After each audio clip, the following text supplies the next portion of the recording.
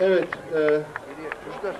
benim de gerçekten heyecanla beklediğim Kayseri Kafkas Derneği Kayseri Şubesi Halk Dansları grubunun minikler ekibi, gençler ekibi, çocuklar ekibi.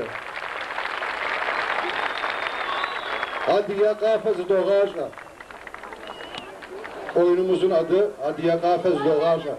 Gerçekten gençlerimiz tam oyunu öğrenme çağlarında ne kadar becerikli, ne kadar maharetli ve ne kadar oyunu güzel sergilediklerini hep beraber göreceğiz. Alkışlarınızla.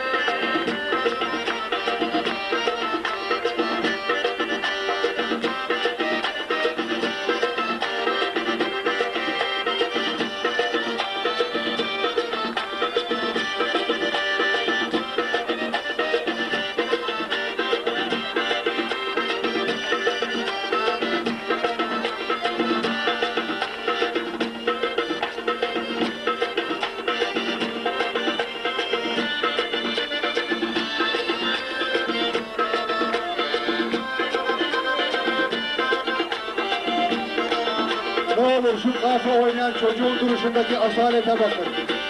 Şu kafa oynayan erkek çocuğun duruşundaki asalete bakın lütfen.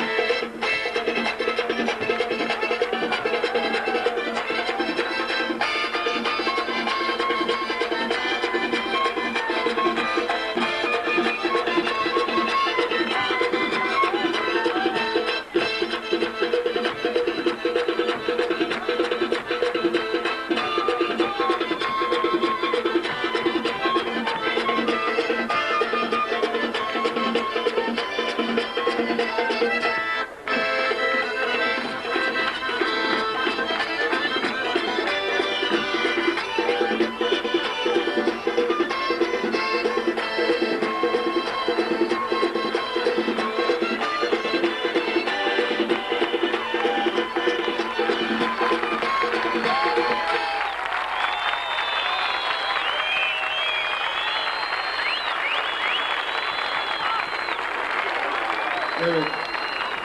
Geleceğimiz, her şeyimiz olan çocuklarımızı bu denli gördükten sonra insan ne kadar heyecan duyuyor. Gerçekten yürekten bir kez daha alkışlayalım lütfen.